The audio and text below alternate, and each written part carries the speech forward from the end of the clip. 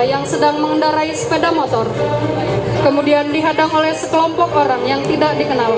Dengan kemampuan yang dimiliki oleh dua orang wanita tersebut, mereka mampu melumpuhkan para pengganggu. Bukan hanya lelaki saja yang bisa membela diri, tetapi wanita juga mampu untuk membela dirinya sendiri.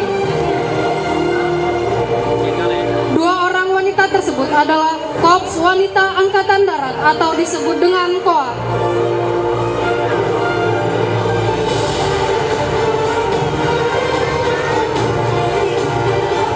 Wanita tersebut atas nama Serda Kuat Rara Karmila, Satuan Serendang Iskandar Muda, pernah menjuarai kejuaraan eksebisi Yongmodo PON ke-19 Jawa Barat tahun 2016.